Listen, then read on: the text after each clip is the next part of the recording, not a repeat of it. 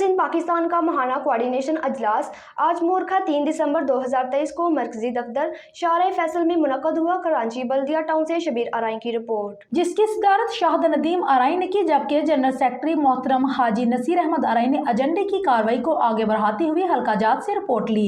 Meeting में अंजुमनी आराइयां सिंध पाकिस्तान के ओहदेदारान व एग्जीक्यूटिव मेंबरान के अलावा हल्का जात के जिम्मेदारान ने शिरकत की और अपने अपने हल्का जात की रिपोर्ट पेश की। जनरल सेक्रेटरी और सदर साहब ने हल्का जात में होने वाले फलाही कामों को खूब सराहा।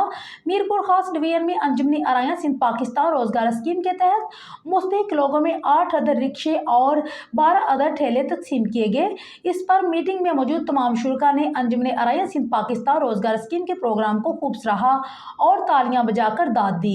हल्का शेरपाओलानी कराची में चलने वाले सिलाई सेंटर में 7 दिसंबर 2023 को कोर्स मुकम्मल करने वाली तालबात को मुफ्त सिलाई मशीनें देने का प्रोग्राम तय पाया, जिसमें मरकजी कायदीन शिरकत फरमाएंगे। आज की मीटिंग में तमाम शुरका ने सिंधी भाइयों के साथ इजहार यकजहती करते हुए सिंधी अजरक और टोपी पहनकर सिंध स्काफर डे मनाया। इजलास के आखिर में रजवान शाह दाराई ने दवा करवाई, जिसमें सदर अंजुमनी आराइयां हल्का टंडोजान मोहम्मद की सेहतयाबी के लिए खसूसी दुआ और तमाम मरहूमैन की मगफरत के लिए दुआएं की गईं।